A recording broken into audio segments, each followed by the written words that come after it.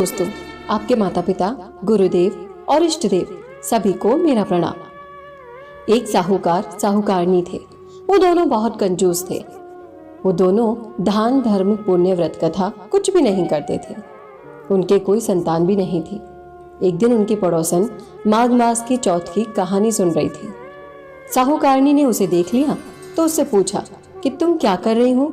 तो पड़ोसन बोली कि आज तिल चौथ का व्रत है, मैं तिल चौथ की कहानी सुन रही हूँ।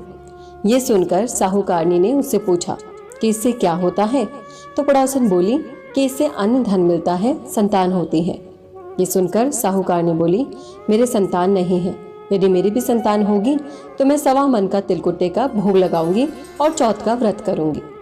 इसके थोड़े दिन बाद साहूकारनी गर्भवती हो गई। चौथ माता के इस चमत्कार को देखकर आश्चर्यचकित रह गई और कहने लगी कि लड़का होगा तब व्रत रखूंगी और 1.25 मन का तिलकुट्टा चढ़ाऊंगी। अब उसके लड़का भी हो गया तो वो बोली कि जब इसका विवाह होगा तब भोग लगाऊंगी। समय के साथ बेटा बड़ा हो गया, उसका विवाह भी तय हो गया। नियत समय पर जब वो बारात लेकर गया तो साहूकारनी का बेटा होने वाली पत्नी के साथ फेरे लेने ही वाला था। चौथ माता ने सोचा कि बेटा पैदा होने पर तिलकुट्टा चढ़ाने का बोला था, अब तो बेटा ब्याहने जा रहा है तो भी तिलकुट्टे का भोग नहीं लगाया। अगर ये मेरे भोग नहीं लगा रही तो इसे सबक सिखाना पड़ेगा, नहीं तो कलयुग में हमें कोई नहीं मानेगा।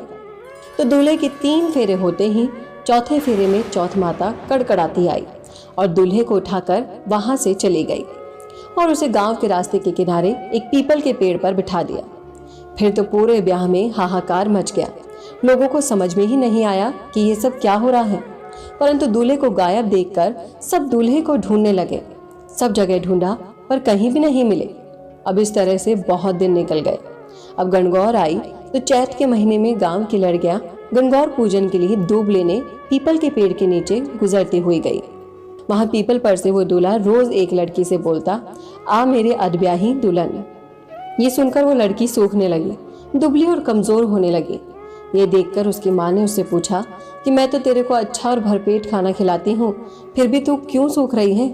तो लड़की बोली, मैं जब भी दूब लेने जाती हूँ तो रास्ते में एक पीपल के पेड़ के नीचे से निकलती हूँ।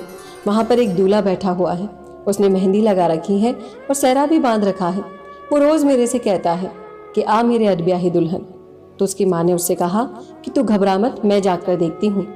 जब उसकी माँ वहां जाकर देखती है तो उसे वहां अपना जवाई पीपल के पेड़ पर बैठा हुआ दिखता है। तो वो पूछती है, तुम यहाँ क्यों बैठे हो। तो वो बोलता है कि मैं चौथ माता के यहाँ गिरवी रखा हुआ हूँ।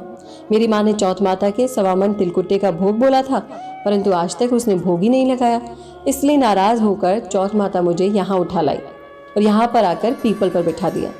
ये सुनते ही उसी वक्त लड़की की माँ दूल्हे की माँ के पास गई और सारी बात बोल दी। तो साहूकारनी बोली, हे चौथ माता, मेरा अपराध क्षमा करो, मुझे एक और अवसर दो। अगर मेरा बेटा आ जाएगा तो मैं 2.5 मन तिलकुट्टे का भोग लगाऊंगी। छोरी की माँ ने भी 2.5 मन तिलकुट्टे का भोग बोला। दोनों माओं की अनुनय विनय सुनकर चौथ माता राजी हो गई। उन्होंने उस बेटे को फेरे में लाकर बिठा दिया और धूमधाम से उसका ब्याह हो गया। उसके बाद पीछे से सभी लोगों ने चौथ माता को तिलकुट्टे का भोग लगाया और सारी नगरी में ढिंढोरा पिटवा दिया कि कोई भी चौथ माता का व्रत करेगा तो तिलकुट्टे का भोग जरूर लगाएगा। हे चौथ माता, जैसे आपने बेटे बहू को मिलवाया वैसे ही सभी पर अपनी कृपा करना और आपकी कथा सुनने वाले, हुंकारा भरने वाले की सभी मनोकामनाएं पूरी करना। कोई भूल चूक हुई हो तो माफ करना। चौथ माता की जय।